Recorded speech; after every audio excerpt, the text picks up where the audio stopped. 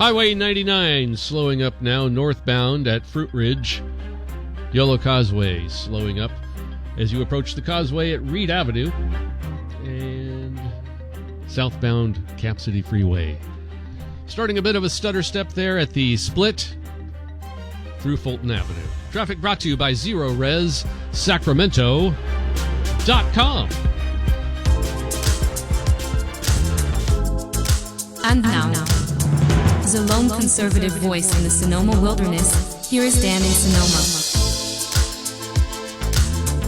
Well, I'm the lone voice, but also I'm very sad this morning because I'm going to the A's game, the very last home game ever at the Coliseum. And Oakland's my hometown, and I have no business going because I'm unbelievably buried in work, but I have to say goodbye. It's going to be a madhouse down. It's going to be a total madhouse down there, Shawn. Say goodbye for me, too. I will. I'm very sad about this. I think this is awful. Not that you're going, but that they're leaving. Well, I mean, it's going to be, it's a surreal day. It's history in the making, so I wanted to see that. But we'll see what happens. I hope Dan is correct when he says that the deal may fall through, but time will tell. But anyway, I'm just going on as if this is the last day. It's going to be a lot of memories I have there. But we'll talk about those in the days to come. Speaking of memory or lack of, I'm rarely surprised in politics, Shawn, and I'm almost shocked to the degree of the devoid, the lack of information in Kamala Harris's head. I mean, she cannot talk about the issues. She doesn't know the issues. Let's contrast that with Elizabeth Warren. I mean, Elizabeth Warren, they're both hardcore leftists, but Elizabeth Warren could hold a conversation regarding the issues, and Kamala Harris cannot.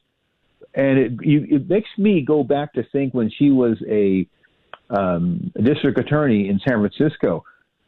I didn't pay much attention to San Francisco politics because it was a lost cause. And I just assumed, well, maybe she knows something about something over there. No, this woman is completely devoid of information regarding that, which explains why the city was going to hell. And the logical conclusion is she got that job because she slept with Willie Brown. That's all there is to it. I mean, I call her Madame Knee Pads for a reason. She is literally sleeping her way to the top without any information, and I can't express how dangerous this is. But now, if she wins, I don't know what to do. It'll be like the A's leaving Oakland. It'd be a little worse than that. A little worse. Yeah, a little bit. Yeah. A little worse. Yeah, but I don't want to think about it, Dan. I'm going to. I'm still going to pray to God that doesn't happen. I'm still sticking to the fact that she's not going to win. Yeah. I mean, I'm looking at what she's trying to do here. I'm looking at a CBS News story, and the story captions Harris emphasizes the maternal health care is paying dividends for Black women. First of all, there's no evidence of that. Second of all, I mean, that's the only card they have, and she's going to be writing this, and it also mentions gun control. I thought about this the other day. The left always wants to push for gun control and weapons to be out of the hands of Americans. Yeah. And they say, well, if there's a situation, let the police handle it. But if a policeman officer does use their weapon, that officer is arrested and sent away to prison forever, especially if you shoot a Black individual. The left is upside down. Everything is upside down with the left. Good is bad. Bad is good. We'll let the criminals go free and put the police in jail. Yeah, right. What's wrong with that picture? Who said that a long time ago? Al Gore. And I commented on that. He was saying up is down and down is up. And I said to a lefty, yeah, everything's upside down for you because that's how you look at the world. But look at where the world is collapsing. I mean, it's certainly this is the result. What we're going through right now in the United States is a result of Democrat policies and wokeism and hardcore leftism. But I guess that you mentioned that I was sort of upbeat yesterday. Yeah, you're over that now, right? Well, no. Let me throw out two stories to sort of keep that tempo going. One, Ron DeSantis had a press conference, I think it was last week, regarding the shooting in Florida, and he said, and Ron DeSantis is no person to mess with.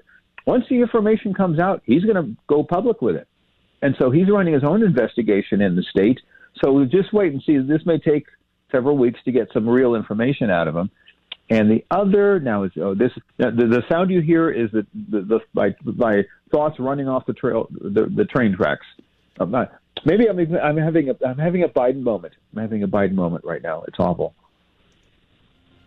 Well, Dan, may I Yes. favor you with a bit of sound from Cammie before we go? We were speaking of Cammie and the left and what they do. It is Yes. outdated. It is wrong-headed thinking to think that the only way you're going to get communities to be safe is to put more police officers on the street. So yes, defund your butts. Yeah. Isn't that clever? That's Cammie talking about, well, putting more police out there, that doesn't make things safe. Doesn't make things safer. I did remember what I was going to say, that there is hope that even countries in Europe who have gone far left, or even far more left than us, they're starting to vote conservative. They fed up. So if they're doing this, there is a slight chance of hope here that here in the States we might do the same thing. Yeah, it goes in cycles, but will it happen before it's too late?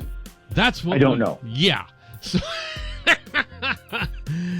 thanks, Dan, and enjoy the game. I will, bud. I'll Send me a later. picture. I will. Thank you. You're a fine American. And a lousy Mexican and an A's fan. Indeed. Dan in Sonoma, everybody. It is 7:23, sunny and 88 today. The world situation and peace throughout.